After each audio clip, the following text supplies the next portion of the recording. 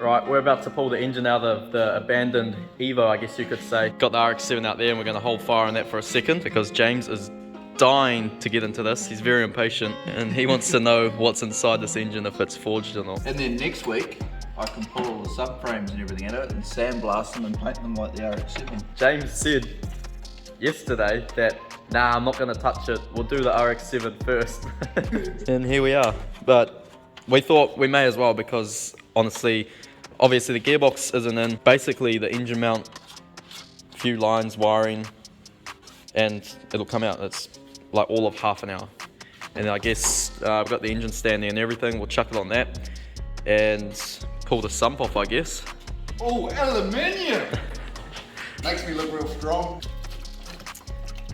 That looks yum. Okay, now all this wiring loom here is supposed to be clipped down in here, all nice and tidy, but nah, she just cable tied to the bottom radiator mount. Not happy.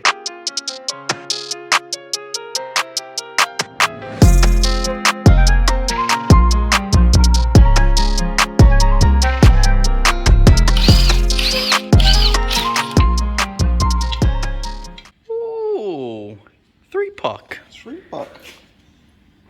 It looks still alright too. Yeah. Must have been a bloody 400 kilowatt car before. Well, it's about to be, whether it was or not. And she's had a couple of hard launches. Oh yeah, a few helicopters done on that clutch. Ooh. Few bits and pieces going through there, but she's gonna get swapped out anyway. Oh. Is it? Oh, it's snapped in there too. Look, there's multiple different bolts in there, all to put a pulley on that shouldn't be on there anyway. Look at the state of the belt. It's blowing to bits. Yum belt for lunch. Alright, take this flywheel off and then we can put her on the stand, drain the oil, flip her over, take the sump off and see if we've got some goodies inside. The old DeWalt's not going to do the job. Oh, Oh, it did. I want it to fail on one. it did. Then we'll have a challenge. I'll bring out the Milwaukee. It failed on the first one I tried.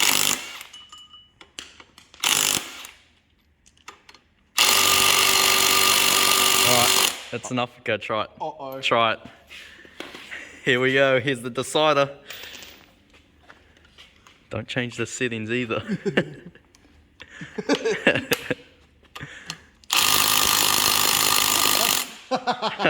Oh, boy. I think the battery's flat, that's why. Well, I can see it's got a steel head gasket, so it's looking somewhat promising. Right, it's on the stand now. Another thing we want to look at is take the front cover off and see if like the balance shafts have been deleted and stuff like that. And I guess we can drain the oil and then flip it over.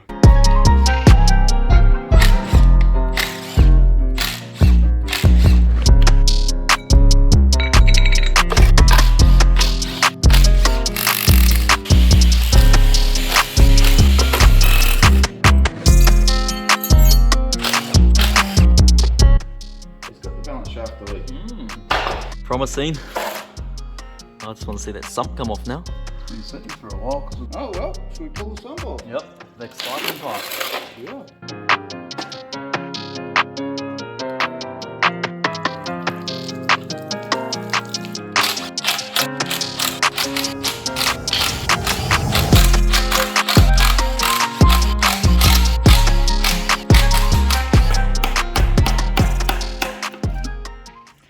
Big moment. Oh, it's looking good.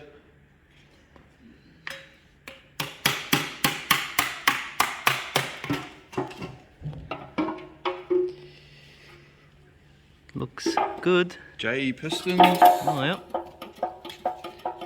Ooh. Rods, H-beam. Yep. H-beam rods. Ooh! 400 kilowatt, here we come. Wow. Well. Ugh. It's not too bad, I guess. Just too much silicon. Should we see what the crank looks like? A little bit. You stoked? Yeah. Well, it's all in pieces now. Means I got to do something with it. I guess now you know you can send it, Yep. but whether it lasts the send. Well, it'd be interesting. Well, yes, I guess you can't see up into the bores and whatnot to see what's going on there because the rods and the cranks in the ways. But it'd be interesting to see what. Oh well, it's forged at least. It could have been done 20 years ago. Could be a 50,000k forged motor that's just On its last legs. on its last legs. Oh, that's pretty cool. It's got good compression, so. There's a little bit of colour in there, but nothing really. A few just small bits of silicone and whatnot. Just needs a good clean, and hopefully she's sweet. Can't exactly see what the rods are, but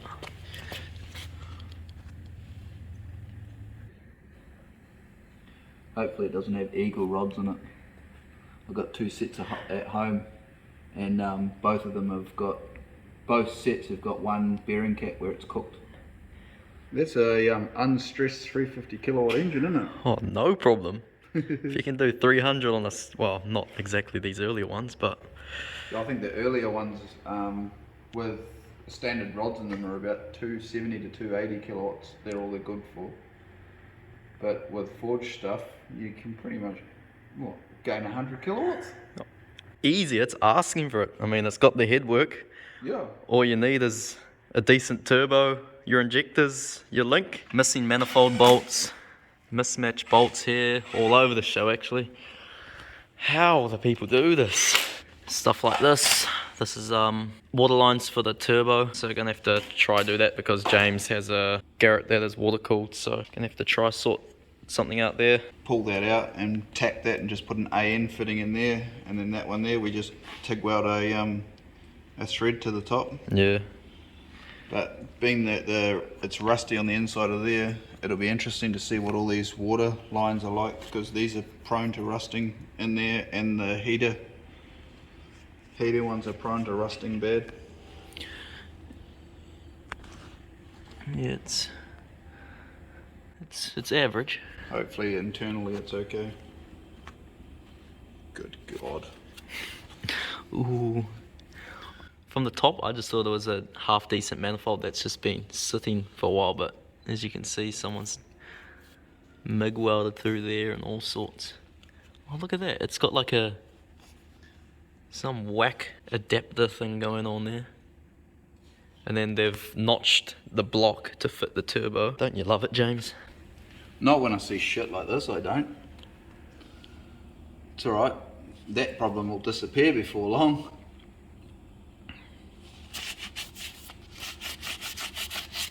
Yeah. Oh, look. Instead of like buying a new gasket, Smear it on the outside. just smear it on the friggin' outside. That'll stop it from leaking. It'd be interesting to get some information on when and if and who, how this thing was, well, yeah, just a history on it. HKS, oh, quality parts on this. Quite a bit of Mickey Mouse stuff going on in the engine bay as we're pulling it apart. Grime everywhere. It's going to be pretty satisfying to water blast and clean it all up. Rip it all, sandblast it, weld all the holes. Not going to lie, I'm quite excited for this, to be honest. Oh, I just want to see it get tuned and go for a rip in it now that we know it's going to be pretty decent. Shit. A little bit of work to do, but you know, nothing too major. She should come along quite nicely. Well, you can expect a bit of oil in the intercooler, but I don't know about a puddle like that. This turbo here could be chalked.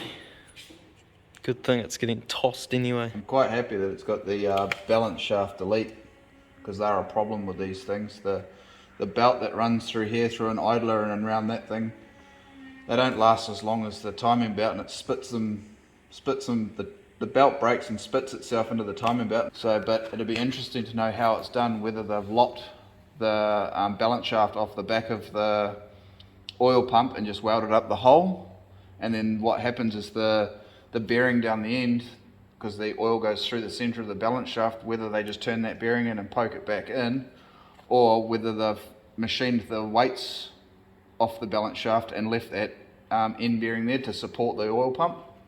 So my engine at home, that's how that one's done. All the weights have been machined off it. The weights on the end of it have been cut off, and so the oil pump's still supported by the the balance shaft, whereas if they cut it off, it's not supported. Yeah, I'm pretty sure my EVO blew up. It was either because of the balance shaft or the injectors. Because it pushed a rod out the side of the block. Yeah. Did you pull the head off it to have a look? Yeah. Did it look like the top of the piston was melted, or? It was gone. Oh. The piston had just disappeared. It was that bad. Oh, so But like the injectors got tested afterwards and they were like down 20% and they were pretty new injectors. Like you're saying, the balance shafts, as soon as you start pushing decent power, no good. No, that's the one on the oil pump, and then that's the one on the on that separate belt. So yeah, that's the one that has the weights machined off it, or you can cut the end of it off.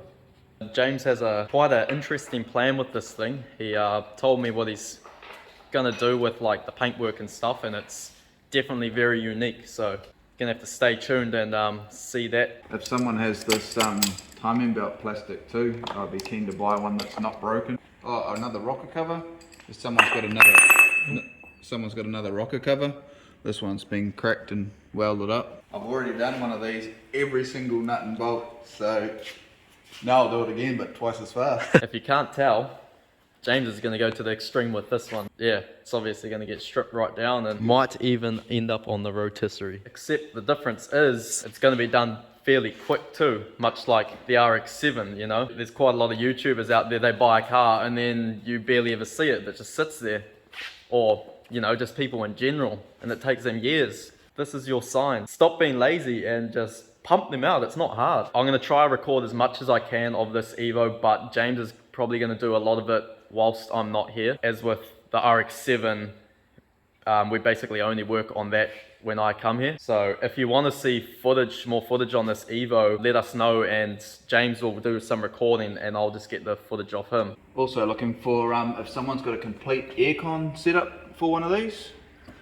So yeah, the pump, condenser, the dryer, the bracket that goes on the back of the block. If someone's got a whole aircon system for it, and lines. You going OEM plus? Plus. Oh, it would be nice to drive it down the road and have cold air blowing up the face, wouldn't it? Let's face it, it'll probably be summertime car. Out goes the EVO, and in comes the RX-7.